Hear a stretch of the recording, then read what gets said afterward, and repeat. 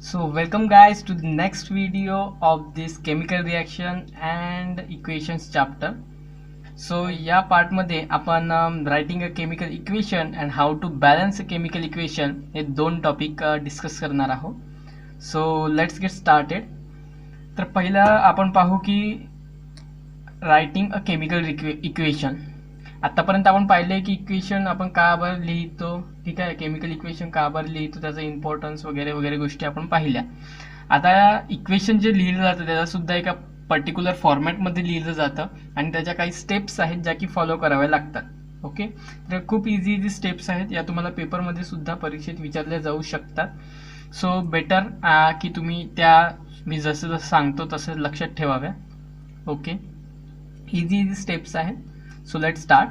तर पहिली स्टेप जी आहे ती आहे की writing reactants on the left hand side and products on the right hand side.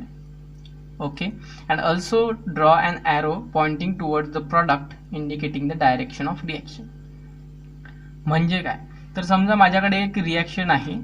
Okay, समजा मी म्हणतोय की ती रिॲक्शन जी आहे ती ही आहे, ती ए कंपाऊंड आहे, तो बी सोबत रिॲक्ट होतोय, बरोबर, आणि मला इकडे प्रोडक्ट मिळतोय सी प्लस डी, असे दोन प्रोडक्ट्स मिळतात. ओके, तर याला रिॲक्शन लिहायची जी कंडिशन आहे, पहिला जो पॉईंट आहे तो हा की reactants on the left hand side ही आहे, ही राईट साइड, बरोबर.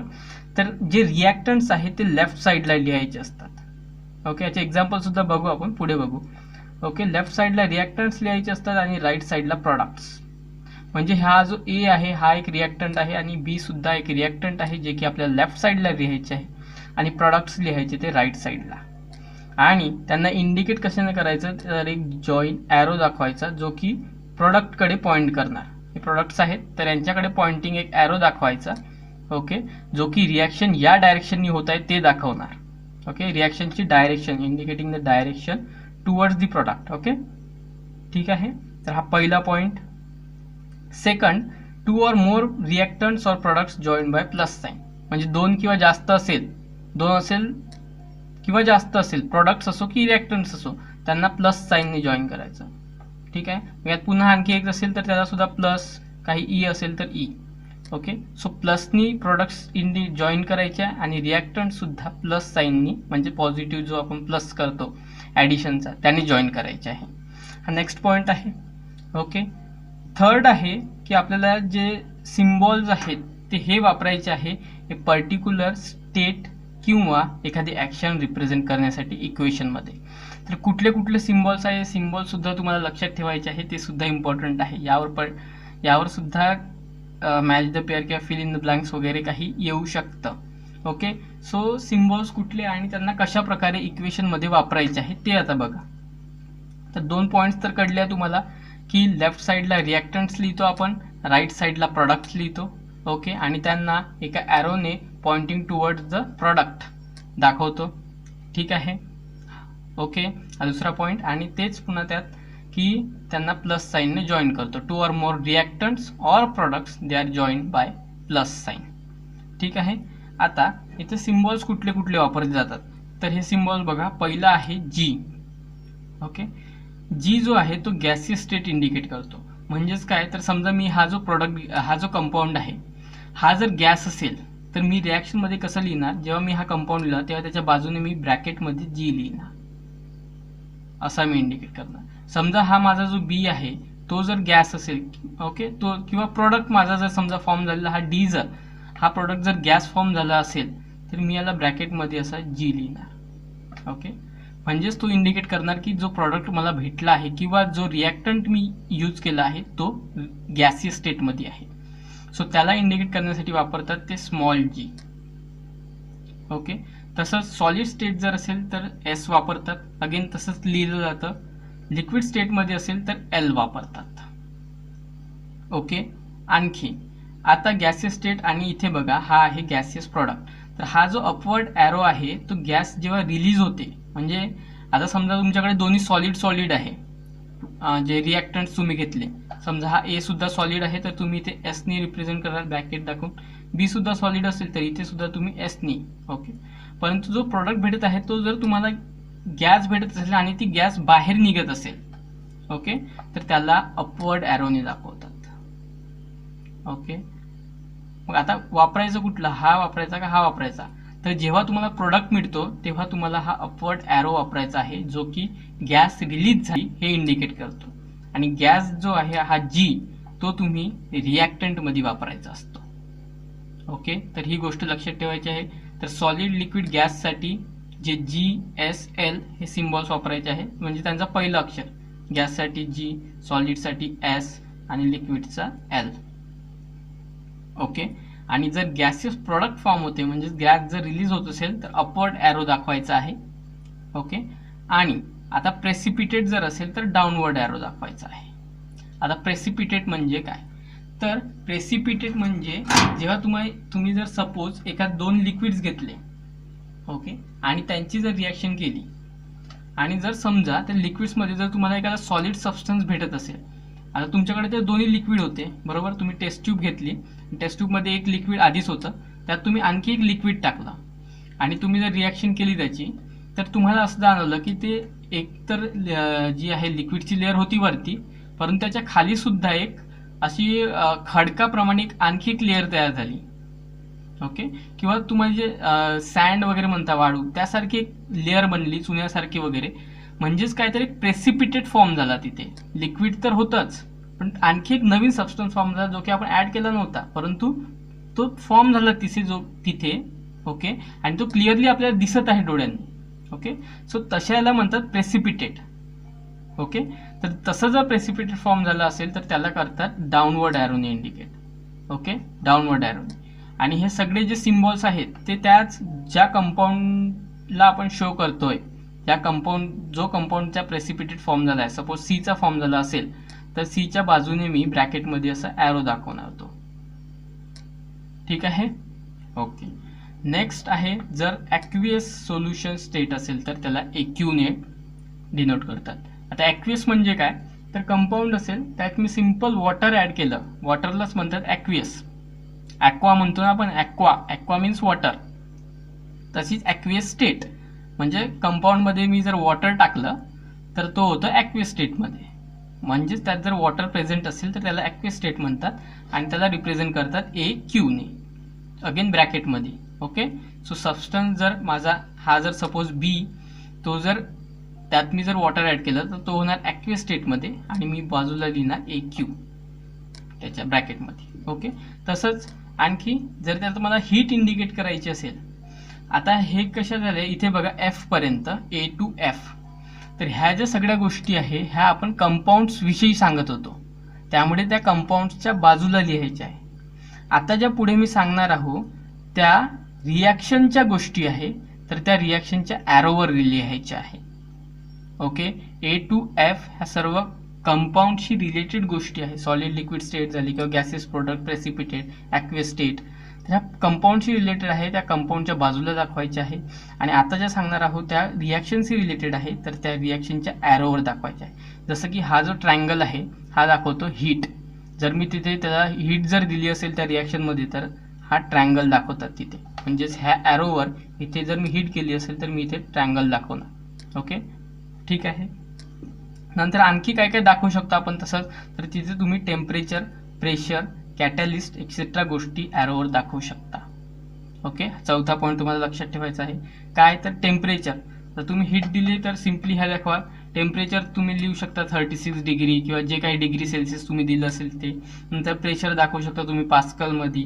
ओके, नंतर कॅटॅलिस्ट जर कुठला यूज केला असेल दुसरा, ओके, कंपाऊंड, तर त्या सर्व गोष्टी तुम्हाला ह्या ॲरोवर दाखवायच्या आहे. म्हणजे रिॲक्शन तर हे कंपाऊंडमध्येच होती, परंतु काही ॲडिशनल गोष्टी आपण ॲड केल्या तर त्या ॲरोवर दाखवायच्या आहे. ओके, नंतर 5वा पॉईंट आहे की special names information of reactants products are written below their formulae. आता ही काय आहे, तर अशी स्पेशल इन्फॉर्मेशन, सपोज मी म्हटलं की हे जो कंपाऊंड आहे ए मी जो घेतला आहे तो आहे कॉन्सन्ट्रेटेड. ओके, मी तर तो जर कॉन्सन्ट्रेटेड असेल तर मी त्याच्या खाली लिहिणार की तो कॉन्सन्ट्रेटेड आहे, किंवा तो डायल्यूट असेल तर मी त्याच्या खाली लिहिणार की तो डायल्यूट आहे.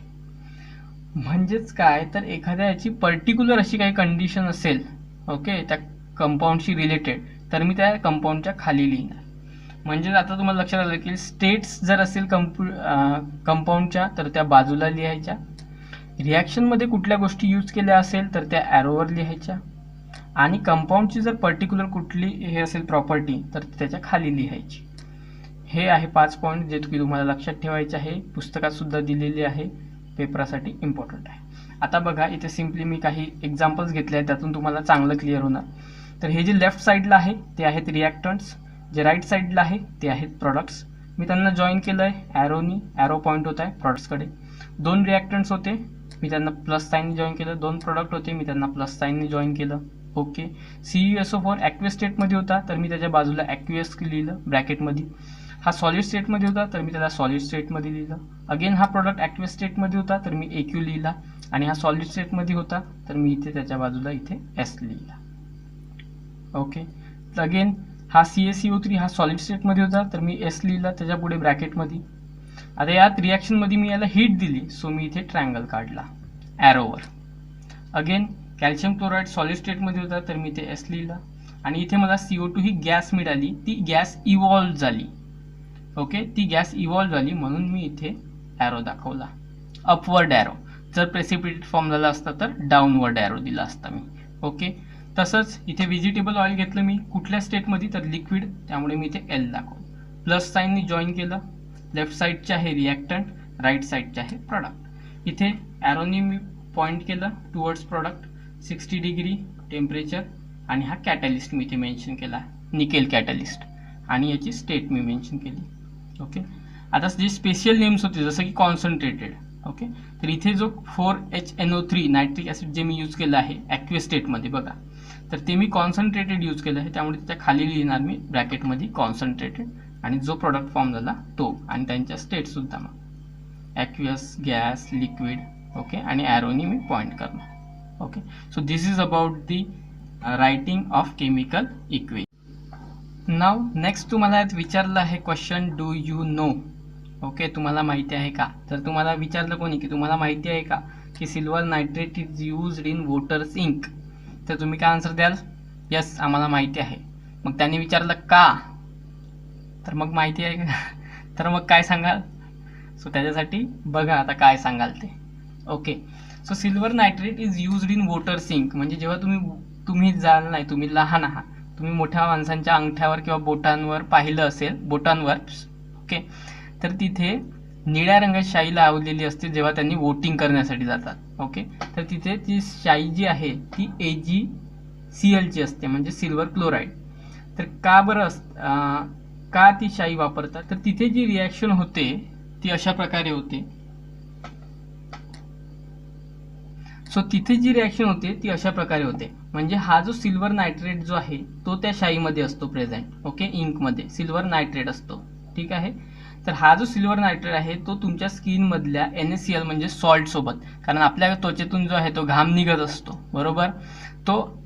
ओके. तर तो जो आहे तो NaCl सोबत रिॲक्ट होऊन AgCl हा कंपाऊंड फॉर्म करतो, म्हणजेच काय तर सिल्वर क्लोराईड. ओके. ह्याला म्हणतात सिल्वर क्लोराईड. आणि हा जो सिल्वर क्लोराईड आहे हा इन्सोल्युबल आहे सोपमध्ये, वॉटरमध्ये, ओके, यासारख्या गोष्टीमध्ये. म्हणजे काय तर जेव्हा हा आपल्या शरीरातल्या NaCl सोबत रिॲक्ट होणार किंवा तिथल्या त्या कंपाऊंड सोबत रिॲक्ट होणार काय तर सिल्वर नायट्रेट, तर तो AgCl फॉर्म करतो. ओके. आणि हा जो AgCl आहे किंवा सिल्वर क्लोराईड जो आहे तो पाण्यामध्ये किंवा सोपमध्ये इनसोल्युबल आहे, म्हणजे त्यात तो विरघळत नाही. त्यामुळे तुम्ही त्याला कितीही पाणी लावून घासण्याचा प्रयत्न केला किंवा साबणाने घासण्याचा प्रयत्न केला तरी तो निघत नाही. ओके. आणि म्हणून ती इंक वापरतात घट्ट ह्यासाठी की तुम्ही वोट केलं आहे हे दर्शवण्यासाठी. ओके. मग आता याला काढायचं कसं, तर तीच आपोआप निघते, कारण आपल्या शरीराच्या ज्या स्किनच्या ज्या सेल्स आहेत त्या जवळपास दर 15-20 दिवसांनी किंवा 4-5 दिवसांनी, okay, depending on cell type, त्या डेड होत असतात आणि नवीन सेल्स तिथे येत असतात. तर जशा त्या सेल्स डेड होतात ती शाई हळूहळू निघून जाते. ओके. सो आय होप की तुम्हाला हे समजलं असेल. Now next topic is balancing a chemical equation. तर केमिकल इक्वेशन जे आहे त्याला बॅलन्स कसं करायचं. ओके. तर त्याआधी आपण पाहू की बॅलन्सिंग म्हणजे नेमकं काय. तर बॅलन्सिंग म्हणजे नेमकं काय, जेव्हा तुम्ही पाहिलं असेल जेव्हा तुम्ही दुकानात वगैरे जाता किंवा भाजीपाला घेता तर तुम्ही पाहिलं असेल की त्याच्याकडे जो वजन काटा असतो, ओके, तो अशा प्रकारचा असतो, ओके, आणि तो इथे काहीतरी वस्तू टाकतो आणि इथे सुद्धा काहीतरी वस्तू टाकतो. जर इथे वजन टाकलं असेल तर इथे तेवढा भाजीपाला. सो मीन्स व्हॉट, तो इथे मास त्यांचं बॅलन्स करतो. म्हणजे जेव्हा त्यांचं दोघांचंही मास जे आहे ते सेम येईल, याचाच अर्थ की ते बॅलन्स झालं आहे. तर इथे तुम्ही मास जो आहे तो एक क्रायटेरिया सिलेक्ट केला आहे त्यांना बॅलन्सिंग करण्यासाठी.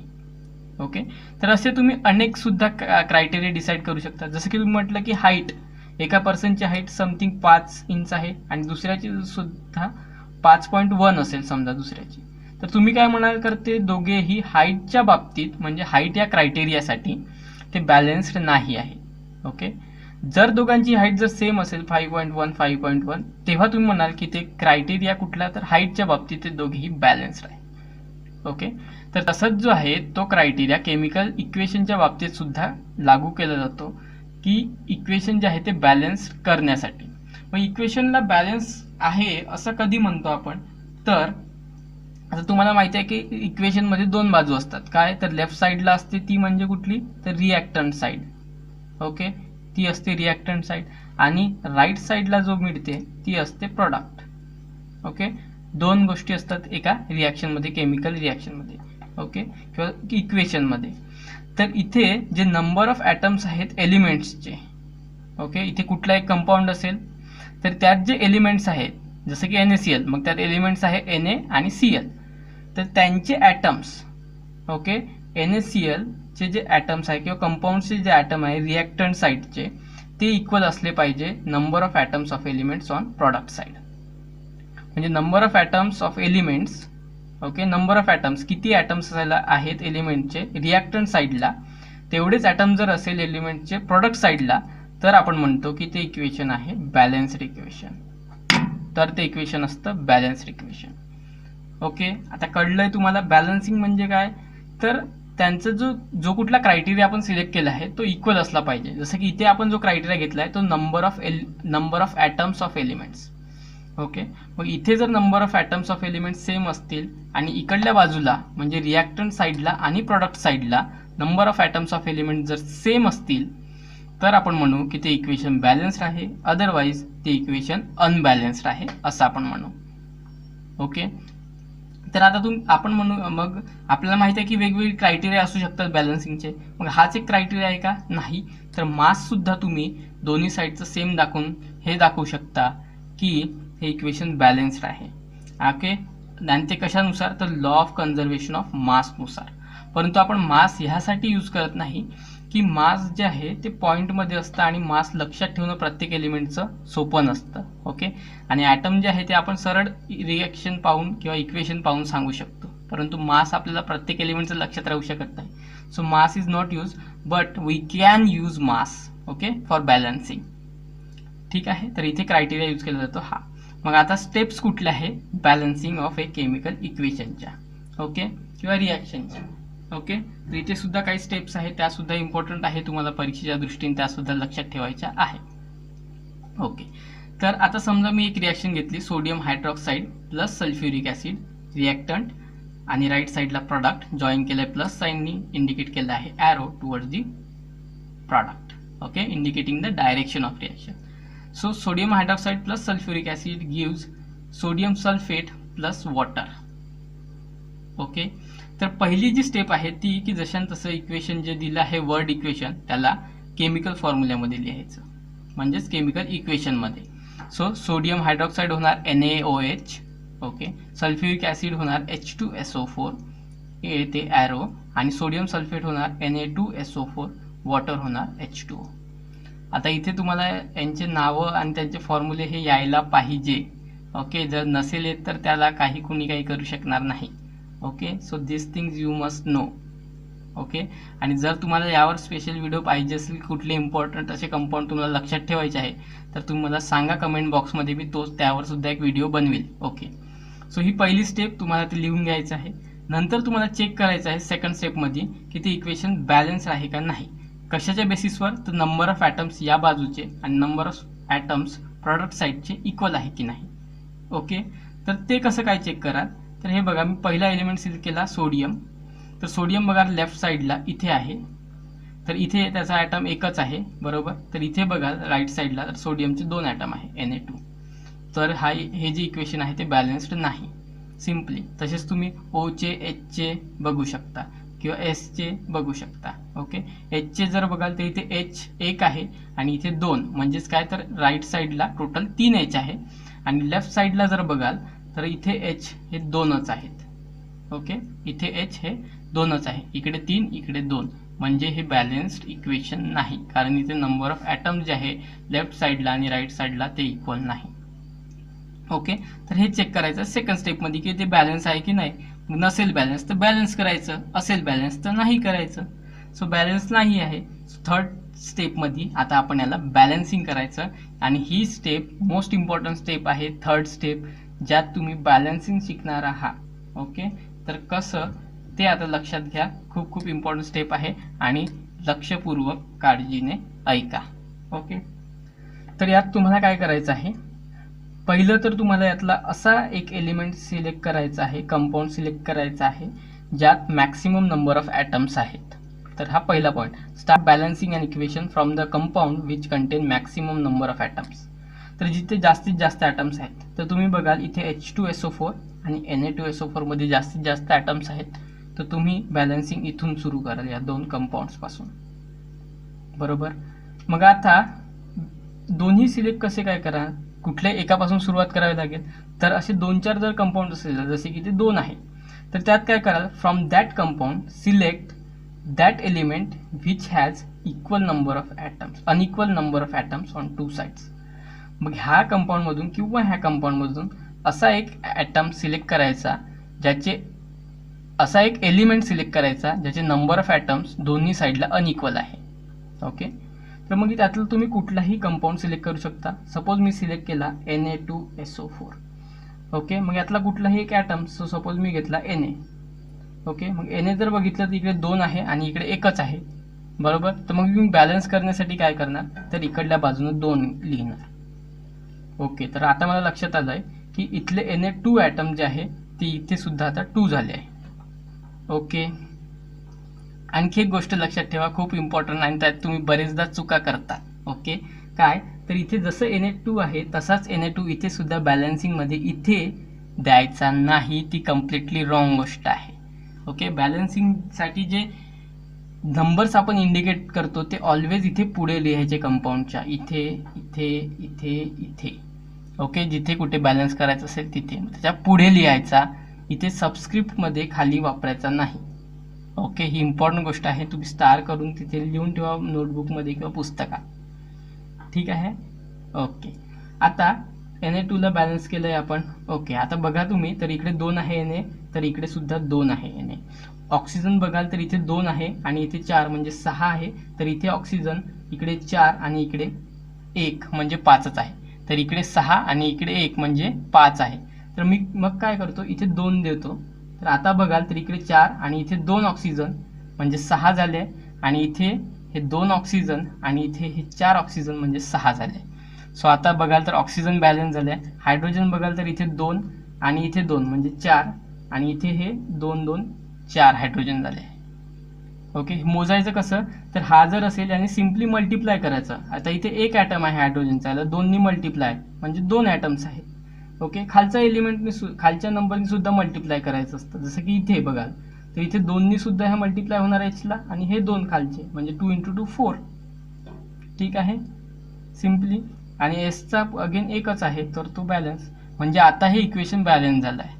तर काय करायचं, जे मोठे कंपाऊंड आहे ज्यात मॅक्सिमम नंबर ऑफ ॲटम्स आहेत ते सिलेक्ट केले मी आणि त्या एलिमेंट्सपैकी ज्यात अनइक्वल नंबर ऑफ ॲटम्स आहेत ते सिलेक्ट केले मी. कुठलाही सिलेक्ट करा, यातला Na केला आणि मी बॅलन्सिंग केलं. सो तुम्हाला आता लक्षात आलं असेल की बॅलन्सिंग कसं करायचं ते. ओके, याचे एक्झाम्पल्स घेऊ आता आपण, डोंट वरी. चौथी जी स्टेप आहे यात ती म्हणजे अगेन जे इक्वेशन बॅलन्स झालं आहे ते लिहायचं जशान तसं. सो चौथी स्टेप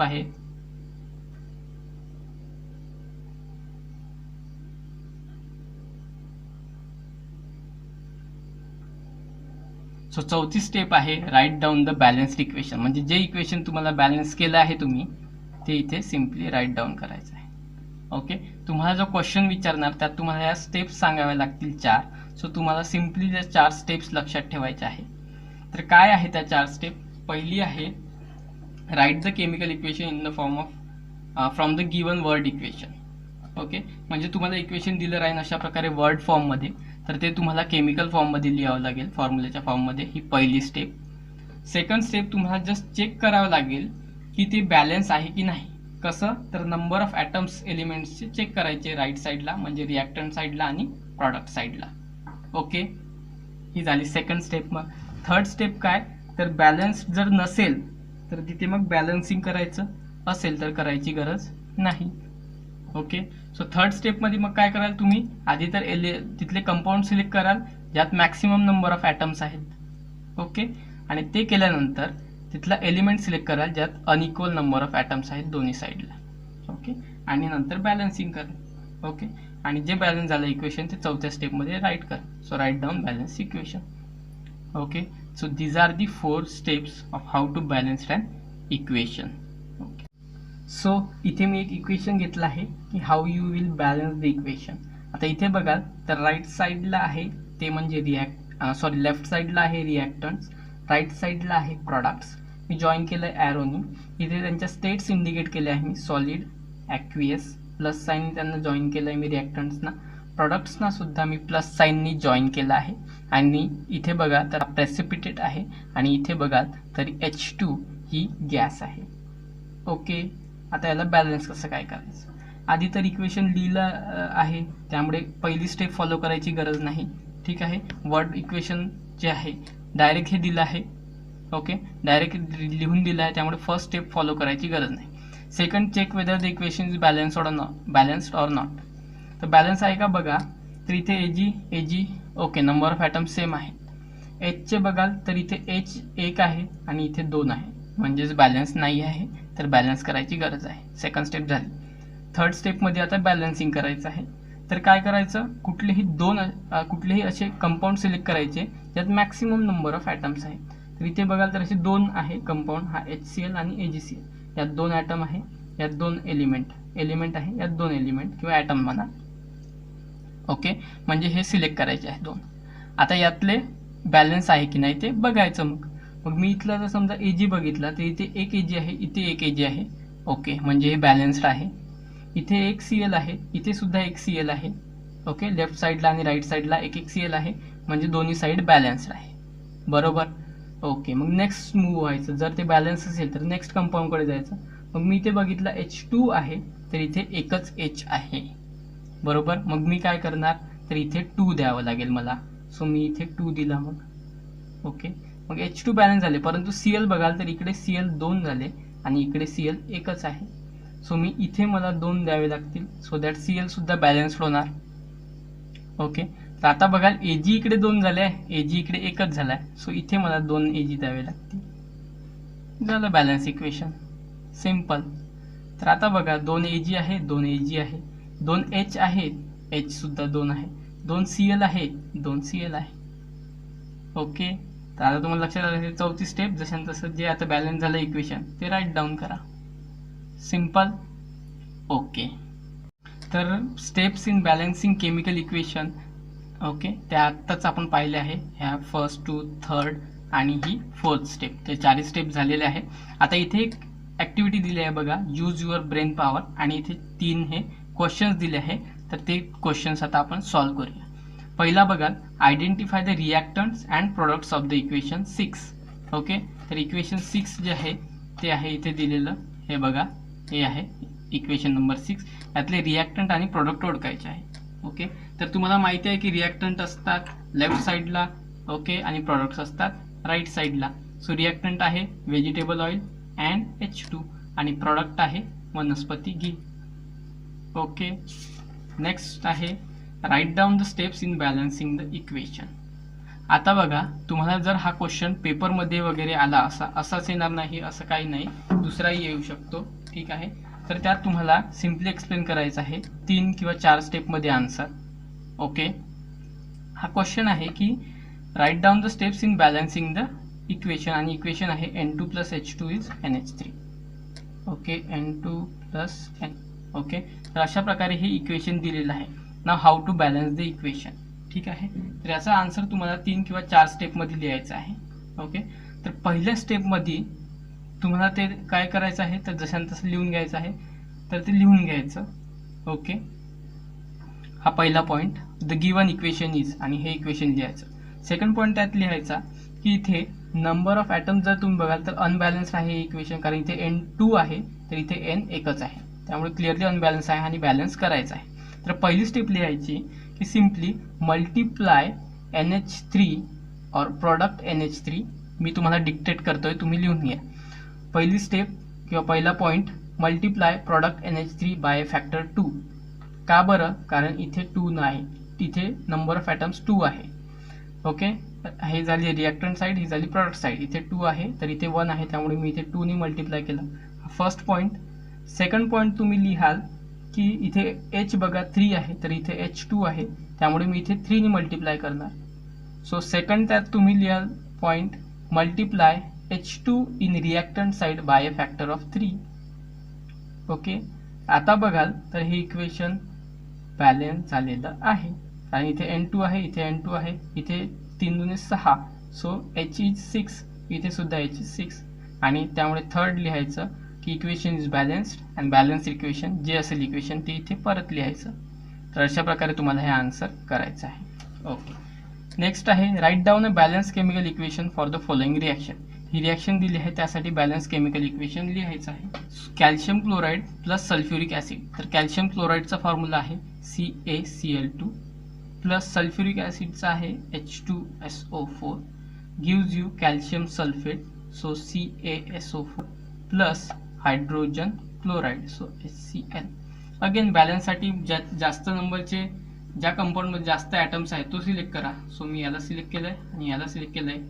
ओके, अनबॅलन्स कुठला आहे ते बघा, तर CaCa सेम आहे, SO4 सेम आहे, त्यामुळे मी याच्यात बघितलं तर H इकडे 2 आहे आणि H इथे एकच आहे, बरोबर. तर मी Hला बॅलन्स करणार, सो मी इथे 2 देणार.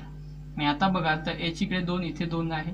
Cl बघाल तर इथे 2 आहे, इथे 2 आहे, आणि हे तर बॅलन्सच आहे. सो अशा पद्धतीने इक्वेशन बॅलन्स करायचं आहे. ओके, कळलं आहे तुम्हाला.